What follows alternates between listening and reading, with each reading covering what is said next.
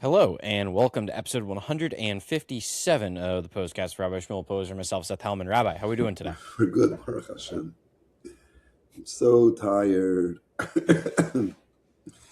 So this morning something happened. So they had a minyan at the yeshiva. I davened to Shayla House in Brighton.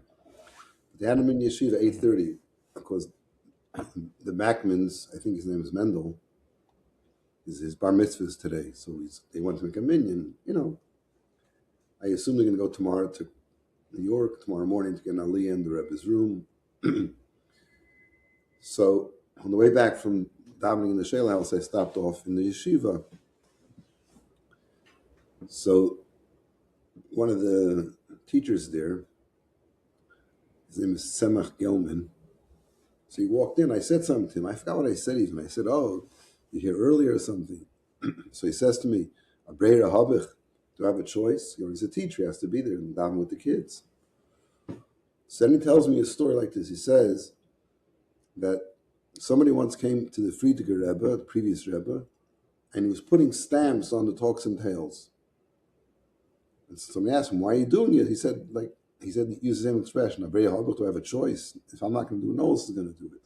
I said, "No, I don't think that it was with the Friediger Rebbe. I think it was with the Rebbe, because the Talks and Tales was a publication that was revolutionary in its time for children. It was like a pamphlet type thing, but it had a story of tzaddikim. It had something called Wonders in Nature, and it was obviously black on white with small letters. Later on, they printed it into books, and it came every month, and it was started off when the Rebbe came to America, 1941, 1942. So I said, "I don't think so. I don't think it was the Friedrich Rebbe. I think it was the Rebbe." He said, "No, that's how I heard the story." So I decided I have to get to the bottom of this story because I remembered somebody speaking about it. So I asked my friend, who's a shliach in Chicago, Chaim Telsner. He's my go-to guy for historic stuff. I said, "Who did the story happen with?" He sends me back a message. He knows some bacher who knows all this Lubavitch trivia. It's not trivia, but it's trivia. He said he thinks it was Yassel old Goldstein. I said, "Okay." So I decided. So I can look for this, and now I had a name to attach it. So the first thing I did before I asked him, I Googled it. Rebbe stamp story, and I came up with a whole nother story. But I'll tell you that story in a minute. First, I'm going to tell you what happened over here. So this man, his name is Rabbi Yosef Goldstein. I actually read on the Deher when I Googled it. Very fascinating life he had. He was born in America and he was there in 1930s probably, maybe earlier. And so he was there from the beginning of Lubavitch, how he got connected to the Rebbe. Very fascinating story.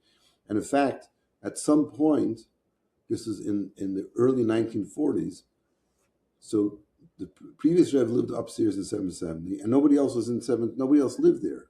So basically, the building was empty, except for the previous Rebbe and his wife, the Rebbitzin, and also the Friedrich Rebbe's mother. So they said to him he should sleep in 770. So he ended up had like a room, one of the rooms in 770. He slept in there. So he says, and he had a very strong connection to the Rebbe as well. In fact, he wrote a letter to the previous Rebbe asking him a question in Chassidus. And Friedrich Rebbe's secretary wrote back a letter to him saying that in the Friedrich Rebbe's name, "I'm going to pass this on to my son-in-law," and he puts the Rebbe's name, "and he'll answer you." And you see the two letters that he received from the previous Rebbe, and then the Rebbe explains it in the letter, answers the question. Separate letter. So he says that he walked in and he saw that the Rebbe was, so he used to live in 770, so he was close, and this is before the Rebbe was Rebbe, so it wasn't like, the Rebbe had his office still, and his secretary, Rabbi Chadkov, worked with him there, but anybody can walk in. It wasn't like, so he walked in, he saw the Rebbe was complaining and saying, I have to put the talks and tales into the envelopes, and I have to put the stamps on it. Soon they didn't want me to even take it to the post office. So like there was like, I wasn't complaining. I guess I wasn't going to any in particular. It's like, why am I doing all this? So this Rabbi Goldstein said, I'll take care of it. I'll do it. From now on, I'll do it. And Rebbe said, fine, but I want you to do it here in the room. You don't have to take it somewhere else. Whatever. So that was the story, which is interesting because he was sure that happened with the Friedrich Rebbe and whatever. That's just the issue with oral history, which is another interesting thing. I don't know if you find this interesting, but I do. My daughter, Shoshana, sent me a few pictures. So you know the small shul upstairs in 770? Like when you walk into the main entrance on the right side, the left side, the Rebbe's room, the right side is a shul there. So the Rebbe would daven there during the weekdays. So she sent me a series of, in the early years, the Rebbe would only come in for Torah reading Monday and Thursday. She sends me a series of pictures where there's a man reading the Torah, there's a bar mitzvah boy getting an aliyah, and then another picture of the Rebbe getting an aliyah, another picture of them dancing later on, because the Rebbe would leave after the Torah reading, dancing with the bar mitzvah boy. And so I noticed a couple of things. First, I noticed that there was very few people in the room. There was a million, but like my memory of the Rebbe came into Torah reading, behind the bima, there's a wall of people. Even it's a small room, but it was full. Very few people there. And then she sends me, and the man who usually reads the Torah wasn't reading the Torah, it was somebody else. And I couldn't understand. So I was like, what's going on over here? So she says, I said, where'd you get these pictures from? She says, her coworker, she teaches in the Chabad school in Great Neck. My coworker said that it's her brother-in-law was the bar mitzvah boy. And then she says, my mother, and he says, his mother came and she pushed him in, and the rabbi put his hand in his head and blessed him. She got a little bit confused exactly what happened. That's not exactly what happened. But anyway, but the point is she has this memory of like, so I was trying to figure out what was going on. So I told my daughter, ask him when it was. So she says, she thinks it was in March. I looked at the picture, I said, it wasn't in March. Because you can see from the way the Torah is that it's like close to the end. I said, no, I'm telling you it's in the summertime. And not only because the Torah is there, but because that's why there's so few people there. Because when did it happen? Probably happened in the late 70s, early 80s. So during the summer, all the Bachrim would go to summer camps. Anyway, so that's that. And then I realized that I asked somebody, I sent it to my friend Schoenberg Baumgarten, tell me who the guy is reading the Torah. His name is, I think it's Moshe Levertov, who's a cousin to Rabbi Prus. So I sent him the picture. And, this is a picture of the Rebbe, but I don't think, this is like a picture that they had in their, it was the family took pictures at the bar mitzvah. Because, he's getting aliyah. So these are like, whoa, probably nobody has any copies of these pictures. Anyway, getting back, so that was that. So then we figured out the story with the stamps. So putting the stamps on was by the Rebbe. So while I was doing this research, I found another audio. You keep on blinking in and out. It's going to be confused. Anyway. No, it's okay. Something got Okay, now I can't hear you. So the wires are loose. Tighten up the wires. Okay, I'll continue. While Seth is getting his wires connected, I'll continue talking. And I ask whoever's listening not to pay attention to Seth, who's blinking in and out because his wires are loose. You know what they say, a person a little crazy, he's got a couple of loose wires. Yeah. I'm going to try to hold as still as possible here, and hopefully nothing changes. When the description of this episode put Seth has a few loose wires. Anyway, so I found this amazing recording of the Shliach in St. Louis, one of the, not in St. Louis, in New Orleans. What state is New Orleans in? Louisiana. Louisiana. So, and I don't know what he was talking. It was a Fabrengen, and it's a 5-minute clip, and he says like this: his father, bless his memory, dealt in stamps. Do you realize how you can make a living on stamps? There's a Lubavitcher in Crown Heights. His name is Melamed. His son went to yeshiva here in Boston, Yossi Melamed. And his father, now he works in his father's business, took it over, whatever. Making stamps. Every country in the world has to print stamps. Who knows how to print stamps?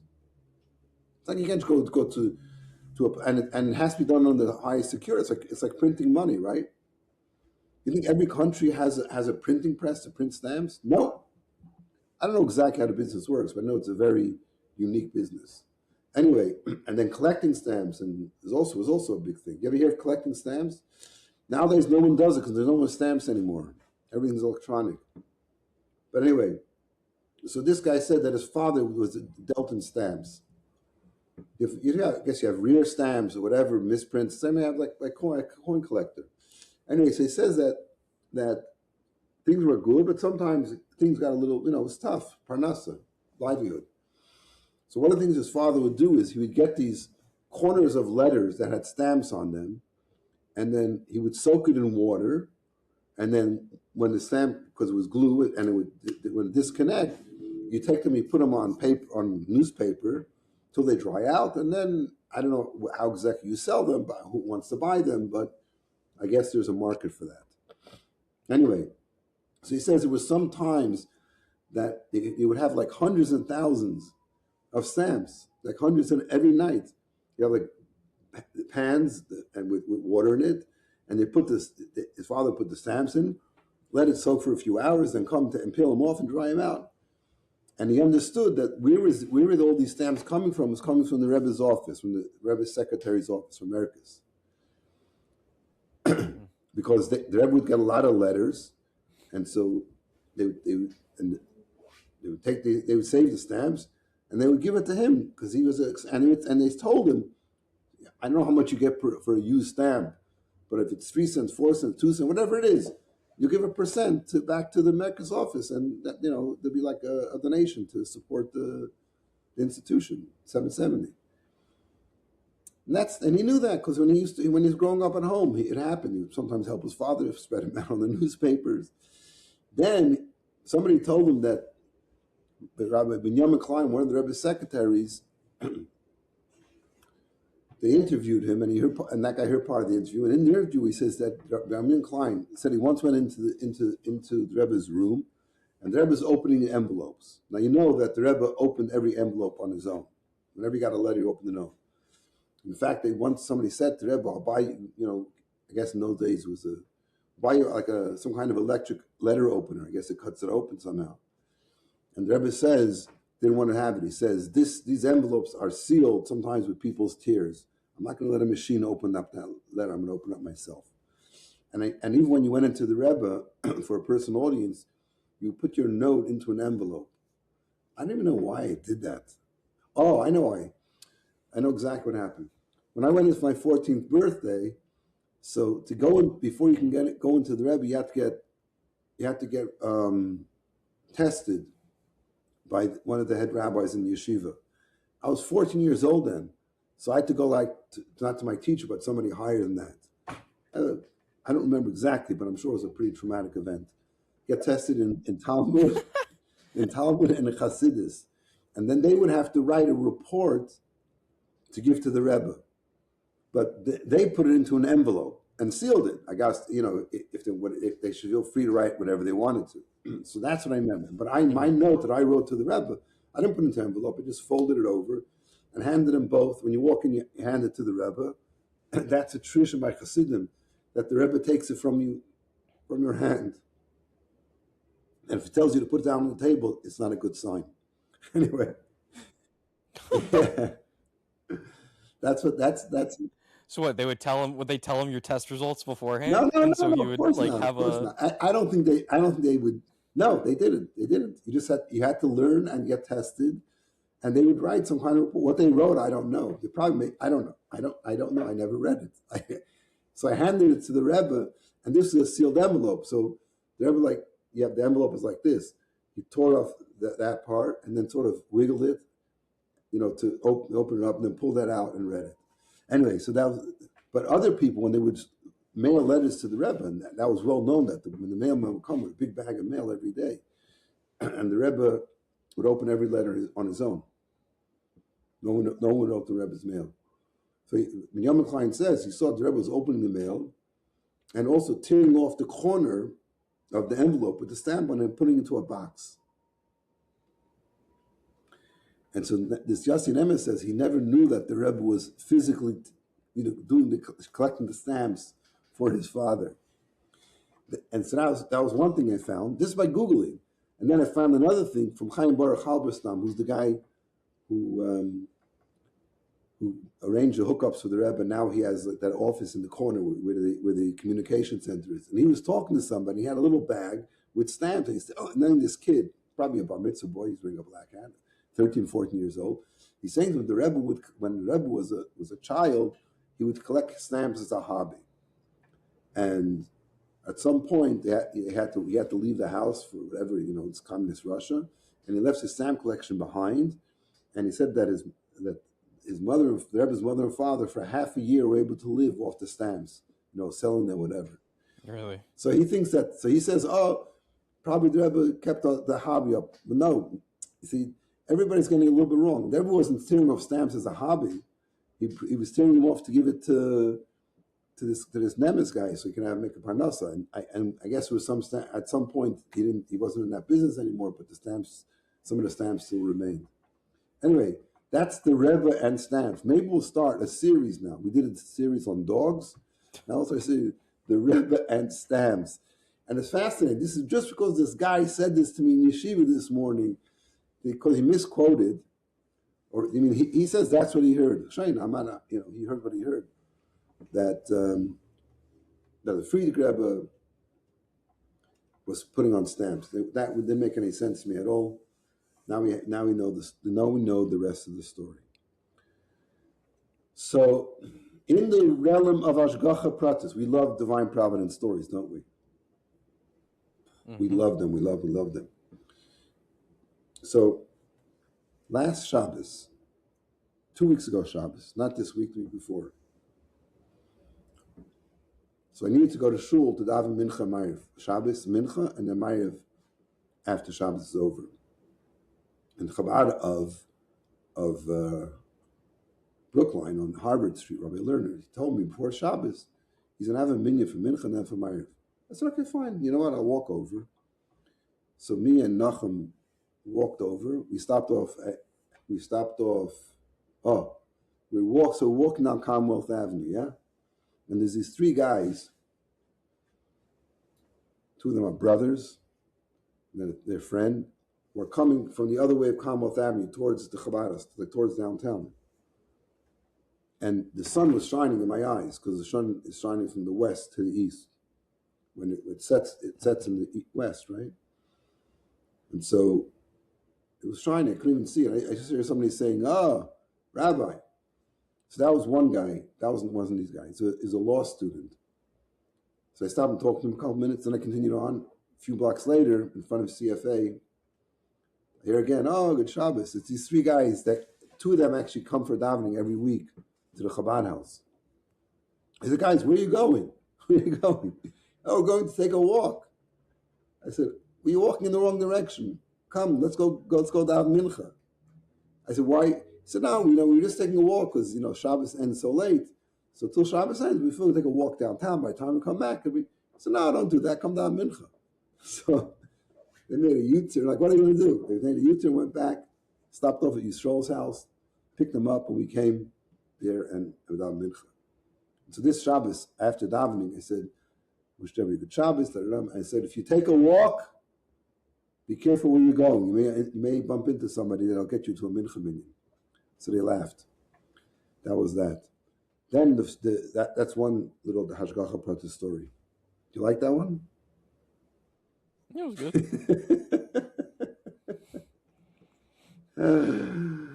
Oh, Hashem. So I went to the supermarket on the first day of Chol Hamoed Pesach. I had these. It's a long time ago. But the only reason I remember it because I take notes because I forget these things. Every time I think of something, I take notes. But every Pos-cast since then, it was two of them, three of them. There was like last week we had Sagi, so I couldn't get it in. So I got my notes here. So I went to the supermarket, and actually I think I told. This will be good. I told this this past Shabbos during Torah reading. No, it wasn't this week. It was the week before, during Torah reading. I told him the story. Here's the story. I went into the supermarket, and what was I buying? Sweet potatoes.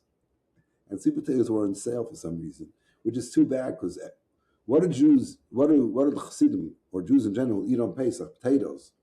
Regular potatoes and sweet potatoes. And they're like boxes of them on sale, like half price. I don't know why. So whatever, I needed a few potatoes. I don't need a whole box. And so this guy comes over and says, "Oh, how was Passover?" I said, "Oh, the first days were good, but we just started." He says, "Yeah," and he starts telling me that his wife is Jewish and they ate matzah the first night. And I was talking to him for a couple of minutes, and he's like very proud of his Jewish. I said, "I'm not Jewish. My wife and my children are Jewish." I'm like, "Oh, yeah, yeah." And then he says to me, "I'm a shiksi."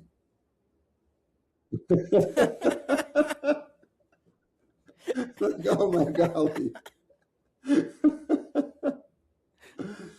So 2 weeks ago, during Torah reading, it talked about animals that are not kosher. And so it says in the Torah, "Sheketz hu lachem." Sheketz means it should be an abomination to you. You shouldn't eat them. But in the Targum, which is the Onkelis, the translation to Aramaic, the Aramaic for sheketz is shiksa. Shin kuf tzadik al, shiksa. So I told the guys, read it. What does it say there? I didn't say anything. I said, read that word. And they said, oh, shiksa. I said, that's where the word comes from. They call like a non.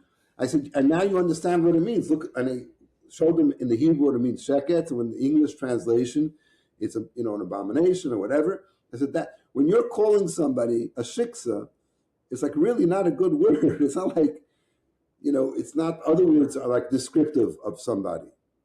Even I don't know if you're allowed to say this anymore, but when Jews were able to call black people schwarze, it just means black. It's a Yiddish word for black. If you can't call them black, can't call them schwarze. If you call them black, call schwarze too. All I'm saying is that the word itself has there's no negative connotation to it whatsoever. The same way you call somebody a goy.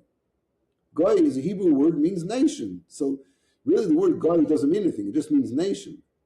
So the Jews are called goy kadosh, a holy nation. Then they're called goy haaretz, the nations of the world. It's not a bad word. It's a descriptive word. Of course, all these words depends the inflection, right?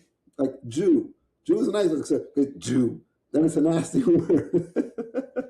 Mm-hmm. So it all depends how you say it. But shiksa, there's no way you can say it that doesn't make it. It's a nasty word. So, anyways, that was funny. So, so this guy, he's a shiksi. Anyway, that's that.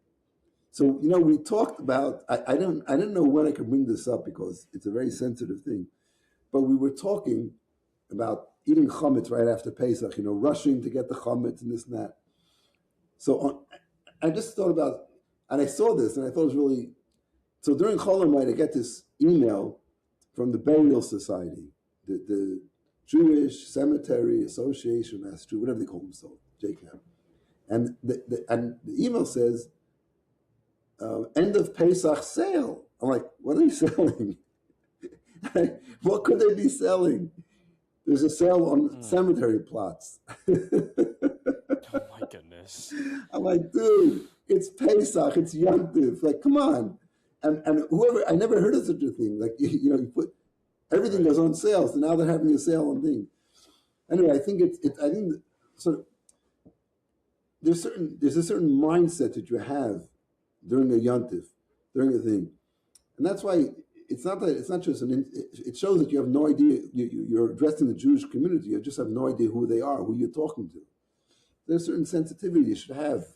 Things that when times like sometimes BU even will a couple of years ago they had an alumni reunion on Yom Kippur. Like, what are you thinking? You know, half your population is Jewish, and why are we doing it on Yom Kippur? Anyway, that was that. Being sensitive to other people. And so it comes to Eretz Yisrael, which today is, you know what it is. So it's a big deal, because do you celebrate, do not celebrate? You know, there's a joke. So some people say you should say Hallel today. Not, you know, they're obviously Orthodox Jews, they would say Hallel to begin with. Some people say you should say with a bracha, say without a bracha. So the joke is, when you ask a chassid who doesn't really give much recognition to the day at all, say, I do what Ben Gurion did. Ben Gurion was a secular Jew, so he didn't say Hallel at all. So we're following the customs of Ben Gurion. But anyway, so the question really is, if you're in a school that has cross section of Jewish kids, it could be Chassidim, Lubavitchers or not, whatever, and you want to be sensitive to, you don't want people to get upset. So, and they were like over here in the yeshiva, and they would call it Israel Day, and they would make pictures about Eretz Yisrael or about the Kaisel or different things. And I think the Rebbe once suggested also that when it comes to days like this, we should talk about, like, how do you celebrate the state of Israel? So you don't have to say you have to celebrate Eretz Yisrael, the land of Israel, and the Jewish people living in Israel. And the Rebbe said that you should talk about all the miracles that happened in Eretz Yisrael, which is very legitimate, very important, and that's a true thing. That Eretz Yisrael, regardless of any political stuff or anything that's going on in the country as far as the state goes, all this kind of stuff, doesn't change the sanctity of the land itself. And that's why Jews have always been living in Eretz Yisrael, because it's a holy land. So that doesn't change at all, regardless of what else may be going on there, whether you like what the people are doing or not doing. And that's why the Rebbe spent a lot of time and energy talking about policies of the governments in Eretz Yisrael, because the Rebbe was very, very cared a lot about Jews, and there's a lot of Jews living in Israel. So it's not like I think I must have told this previously, but there was a time that my father, and my grandfather, it was in early 1950s, maybe 52, and my grandfather was then in Pittsburgh, and his question was about Israel bonds. That was a big thing, Israel bonds, cellular bonds. And so he asked the Rebbe, and the Rebbe said, or maybe it was before the Rebbe was Rebbe even. Yeah, it was probably before the Rebbe was Rebbe. And the Rebbe sat down with them, and he explained to them, he said, look, the issue of whether or not you should be establishing a government that's based on the Gemara that says that the Jews are like put under oath by Hashem, they're not going to conquer Israel till the time comes, till Mashiach comes. So that's what a lot of people have to think, that it's an illegitimate thing for to set up a government in Israel.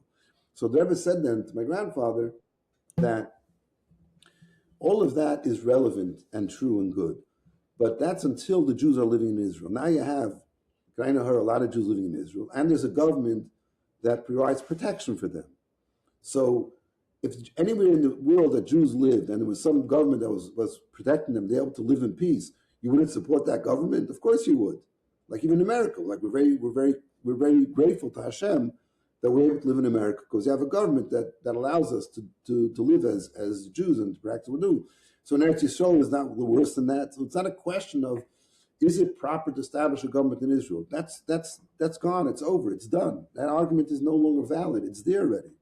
So now you have two choices. Either you support the government, you don't support the government. You support the government, then you're supporting the people that are protecting Jews that are living there, and that's a fact.